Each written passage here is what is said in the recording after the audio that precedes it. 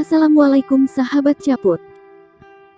Sahabat, sebuah pelajaran penting dialami Raja Harun ar-Rasyid ketika ia menunaikan ibadah haji. Salah satu pemimpin Abbasiyah pada abad ke-7 ini sempat dibuat jengkel oleh tingkah seorang pemuda kampung atau yang disebut Badui. Pemuda berpenampilan sederhana dan lebih mirip dengan budak sahaya itu selalu mendahului Raja Harun ar-Rasyid. Padahal sebelumnya sang raja telah memberikan peringatan bahwa selama ia melakukan ibadah haji, tidak boleh ada seorang pun yang mendahuluinya. Pengawal raja dengan sigap langsung melarang orang yang berpakaian sederhana itu, namun dengan tenang ia menjawab bahwa Allah Subhanahu wa Ta'ala tidak membedakan derajat seorang raja dan rakyat di tempat ini. Kemudian ia membacakan ayat Al-Quran yang artinya, "Sungguh, orang-orang kafir dan yang menghalangi manusia dari jalan Allah, dan dari Masjidil Haram yang telah kami jadikan terbuka untuk semua manusia, baik yang bermukim di sana maupun yang datang dari luar, dan siapa saja yang bermaksud melakukan kejahatan secara zalim di dalamnya, niscaya akan kami rasakan kepadanya siksa yang pedih." Quran Surat Al-Hajj, ayat 25. Mendengar jawaban Badui tadi, Raja Harun langsung melarang pengawalnya untuk menghalanginya melakukan ibadah. Sang raja menyuruh pengawal untuk membiarkannya beribadah sesuai dengan keinginannya sendiri, baik mendahului ataupun tidak.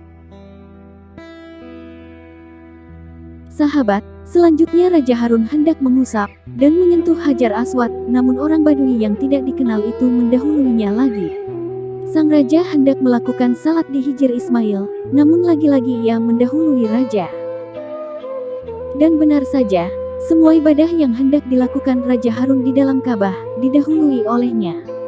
Setelah raja selesai melakukan salat, ia menyuruh pengawalnya memanggil si Badui untuk menjawab beberapa pertanyaan yang akan diajukan oleh raja. Raja Harun penasaran akan sosok lelaki dengan pakaian sederhana itu.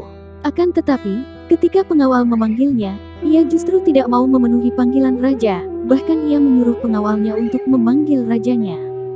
Sebab, analogi si Badui, orang yang butuh seharusnya mendatangi, bukan malah didatangi. Namun lagi-lagi, Raja Harun harus tunduk di bawah aturan rakyatnya sendiri. Setelah raja mendatanginya, ia mengatakan, "Wahai Badui, saya hendak menanyakan perihal kefarduan kepadamu. Jika engkau bisa menjawab, maka engkau orang yang hebat. Namun jika tidak, engkau hanya orang yang lemah akan pengetahuan." Tapi sebelum Badui menjawab, ia justru bertanya pada Raja Harun, "Engkau bertanya perihal fardu yang mana?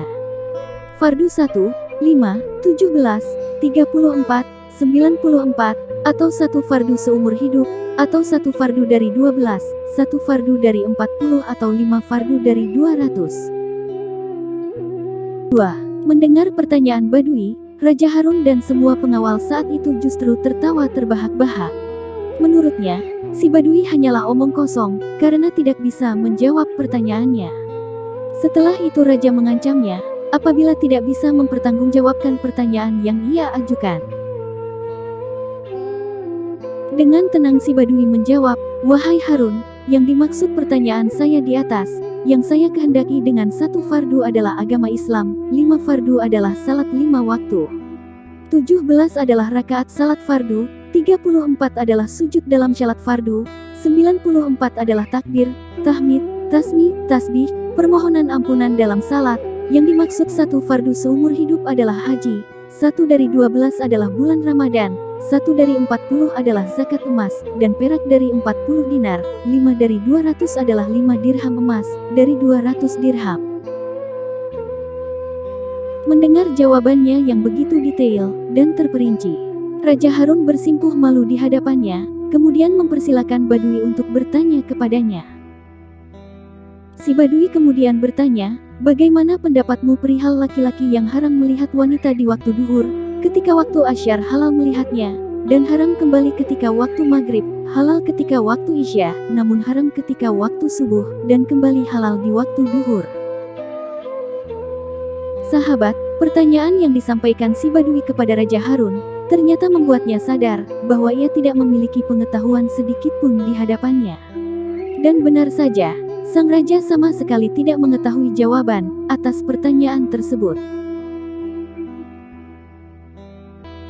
Sahabat, si Badui kemudian menasihati Raja Harun, disebabkan ketidaktahuan jawaban atas pertanyaan yang disampaikannya.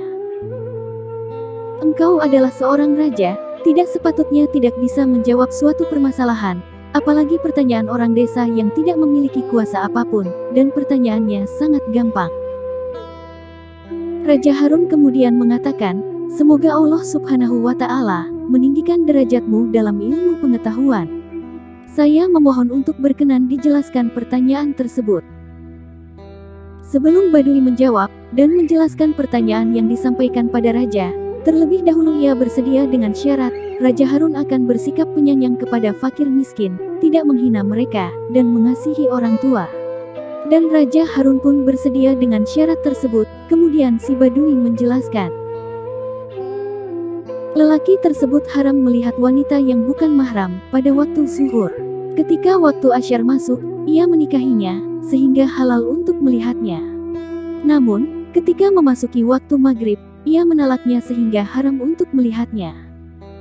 Memasuki waktu isya, ia merujuknya. Tentu halal kembali baginya. Ketika waktu subuh masuk, ia melakukan talak dihar kepadanya, dan haram kembali. Namun ketika memasuki waktu zuhur, lelaki tersebut membayar kafarat atau denda talak dihar, sehingga kembali halal untuk melihatnya. Mendengar penjelasannya yang sangat jelas dan memahamkan, Raja Harun tentu merasa berguru dan sangat berutang budi kepada Badui. Sebagai ungkapan terima kasih, ia hendak memberikan pembantu yang akan melayaninya seumur hidup, ditambah dengan harta yang sangat banyak.